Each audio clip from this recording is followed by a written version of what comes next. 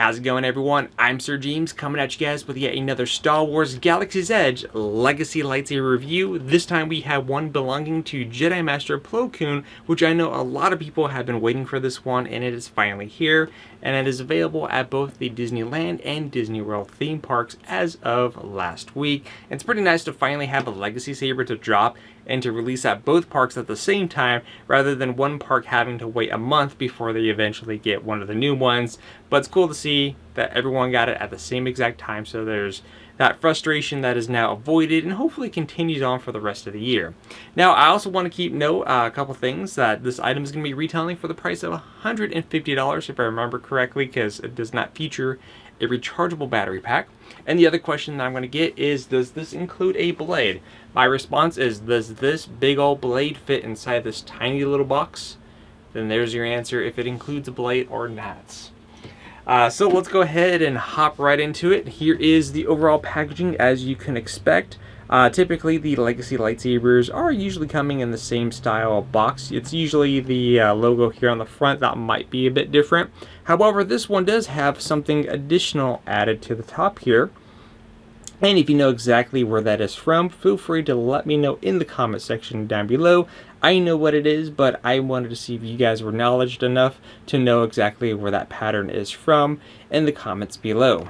Of course, taking a look in the inside of the box, you are going to be presented with a very familiar lightsaber, because a lot of you will be pointing out saying, hey, that kind of looks like Luminara's lightsaber.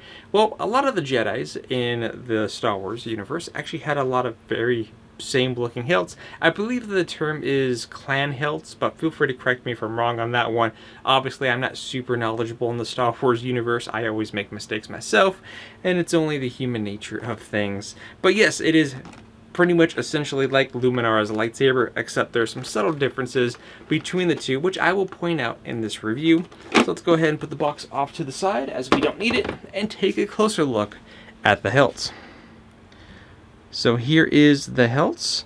So for the first difference here, to kind of note the differences, is that on Luminara's, this section here, where the bottom portion of the fins on the pommel section, are gold, while on here it is not, it is silver. The next notable difference is going to be right here in the grip section on the Luminara's. This was not colored in, as in where the black is, and on Plo Koon's it is colored in, so you do see those black outlines in the grip section.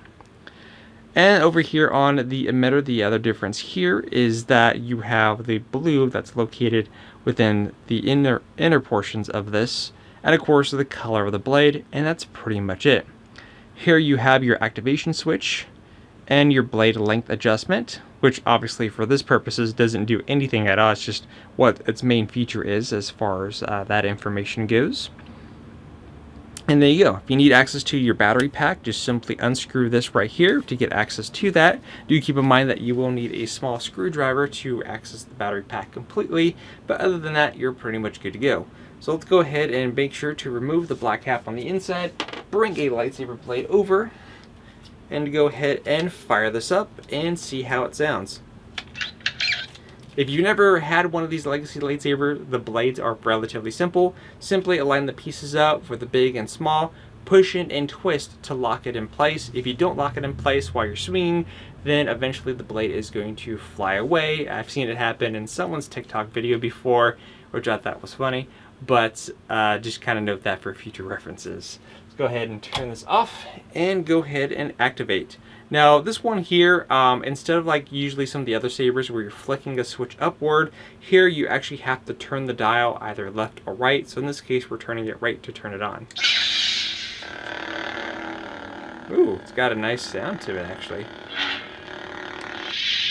And this one I think sounds a little bit louder than Luminara's lightsaber, if I recall. So let's go ahead and give you guys a clear hearing of the audio.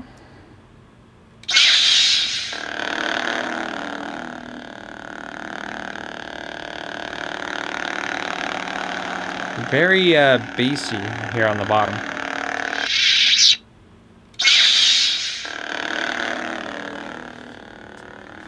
And as you can see, this one lights up, of course, blue. My camera might make it appear of a teal color or a lighter blue, but is indeed that dark blue color.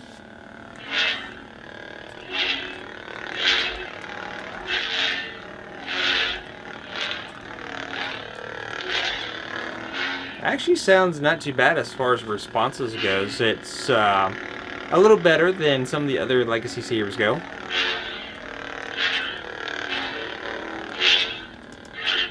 So that's nice. Of course, clashing.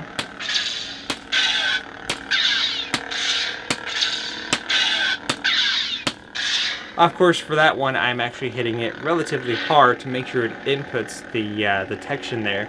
But as far as just a soft hit,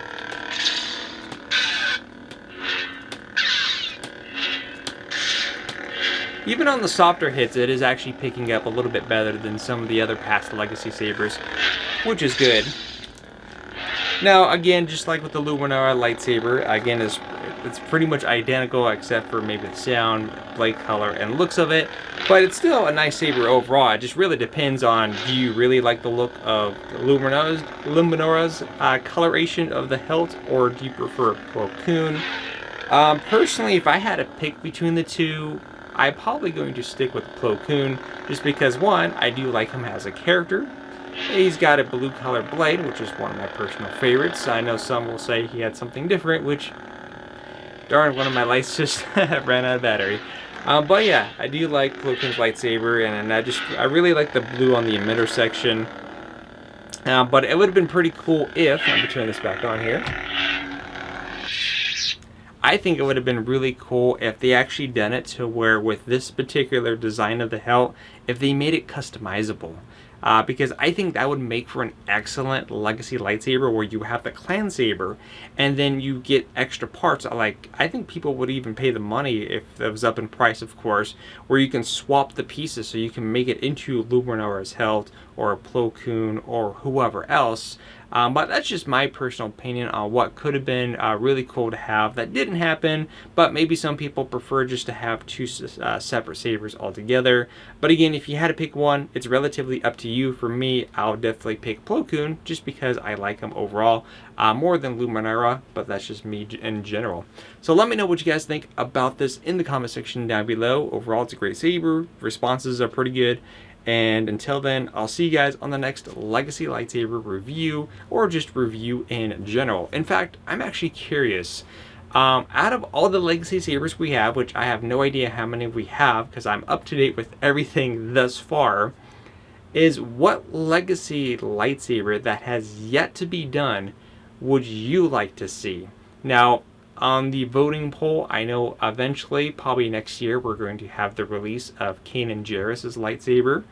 However, in terms of like what do I want to see, that's a bit of a hard question because there's some hilts that I think would be cool to see, but I'm just worried about how it's going to turn out in the end. Like, for example, Master Yoda's is a relatively small lightsaber, which I've, reviewed the custom versions of that. I'm just afraid of what Disney might do as a Legacy version for that one.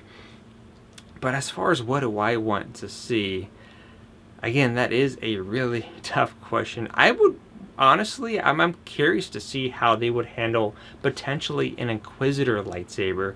I know Hasbro recently had a poll going on where you could support one of the HasLab projects, which unfortunately didn't meet the requirements. But I'm kind of curious, if Disney did do a Inquisitor lightsaber, what would the pricing be, and would it be any good? But let me know what you guys think in the comment section down below. Until then, I'll see you on the next video, and always remember, may the Force be with you.